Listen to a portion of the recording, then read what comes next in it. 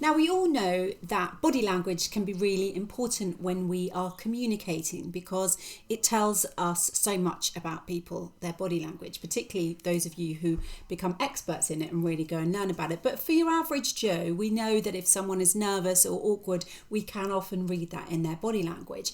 And when we are talking to people, when we are presenting to people, we really want them to engage with us. We really want them to listen to what we have to say and take it away with take that feeling that we've tried to give them away with them. So body language is super important. I'm going to give you some tips now on how to use it to gain a rapport with your audience. Now, rapport is literally just communication. It's just about establishing trust and cooperating and an exchange of information. And we can get a rapport with people in so many different ways. Sometimes it just happens naturally, but we can also help it to happen. We can create it by doing things like mirroring the person that we're talking to. So if we're trying to get somebody to trust us and they cross their arms like that, then we could maybe do that too. Or if they're holding their face, we can do that too. And you can work on that, and you can study things like neurolinguistic programming and really crack that.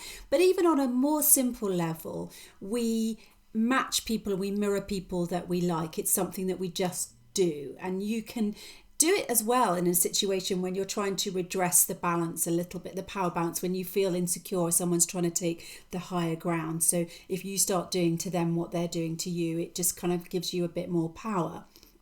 But it also, as I was talking about, it's what people perceive in us when we're presenting. So if I am folding my arms, you might be seeing that as me looking a bit insecure and frightened. And it can also, in another situation, make it look as if you are trying to take the higher ground. So you just need to think about things like that when you are presenting. It's probably easiest just to be standing in a very neutral, open pose when you are presenting.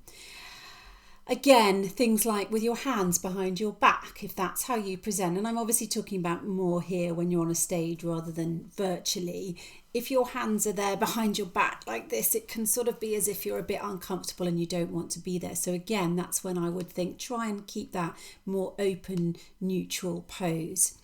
I think as well, it's like when you're at a cocktail party or a networking event or something and people are looking over your shoulder, looking like that behind you or other things.